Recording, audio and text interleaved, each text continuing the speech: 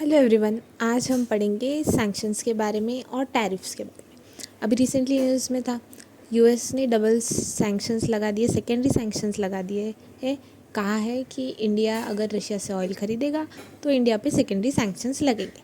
तो अब ये सेकेंडरी सैंक्शंस क्या होते हैं, और आज हम थोड़ा टैरिफ्स के भी बारे में देखेंगे। ठीक है, तो इन न्यूज़ में क्या था, India challenges double standards over Russian oil trade amid US sanctions threat. तो इंडिया ने भी बोला है कि यूएस का डबल स्टैंडर्ड है ये, एक्सेट्रा एक्सेट्रा। ठीक है, इससे ज़्यादा हमें क्या इंपॉर्टेंट है कि इंडिया के लिए इसका इम्प्लीकेशन क्या होगा। अगर ये सैंक्शंस लग गए तो इंडिया पे क्या इफेक्ट होगा।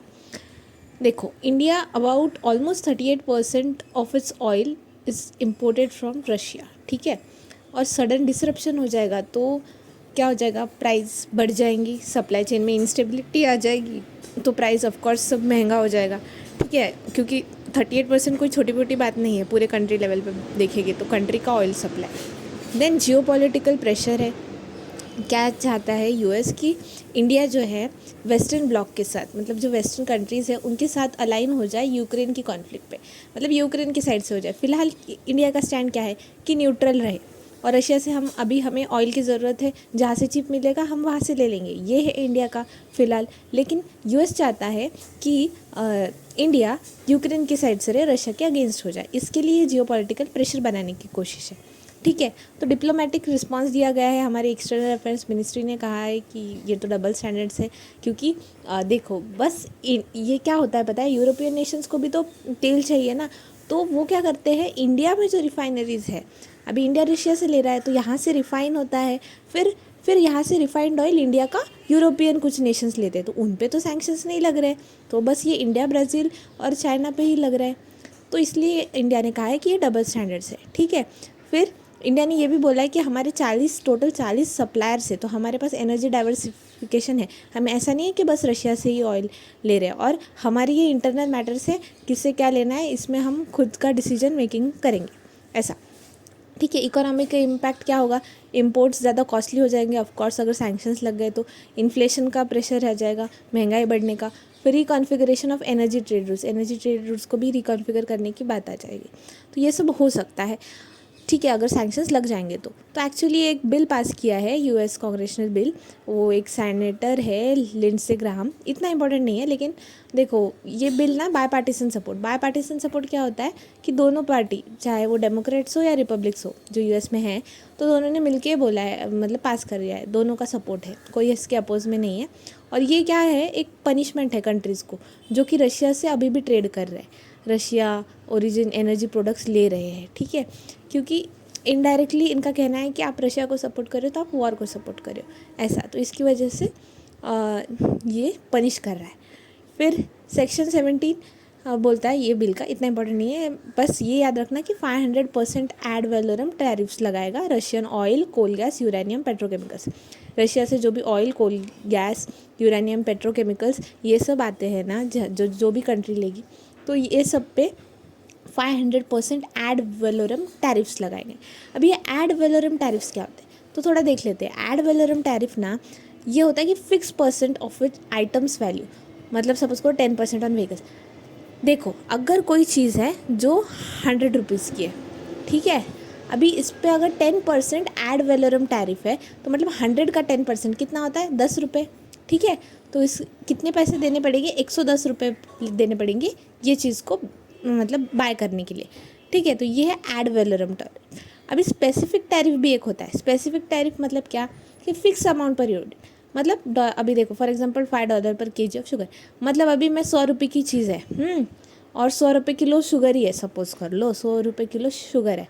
ठीक है, तो 1 किलो के ऊपर 5 रुपये आपको देना पड़ेगा, चाहे वो प्राइस कितना भी हो, शुगर का 120 हो, 30 हो, वॉटेवर, लेकिन 5 रुपये प्रति किलो देना है। ये होता है स्पेसिफिक टैरिफ। तो इसमें % ऑफ जो आइटम का मतलब प्राइस है उस पर डिपेंड नहीं है, ये एक स्पेसिफिक वैल्यू दी गई है, तो ये स्पेसिफिक टैरिफ होगा।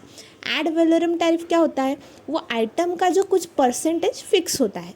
ठीक है, अभी कंपाउंड टैरिफ क्या है, ये दोनों का मिक्स है, mix of ad valorem plus specific. तो स्पेसिफिक टैरिफ भी लगाएंगे कि 5 रुपये पर किलो भी दो, और जो कमोडिटी है उसका 5% भी दे दो। मतलब यहाँ पे 100 रुपये तो 10 रुपये इसका 10% भी दो और 1 किलो के ऊपर 5 रुपये, ऐसा तो टोटल कितना देना पड़ेगा 115। तो ये ज़्यादा हो गया ना, तो ये कंपाउंड टैरिफ होता है।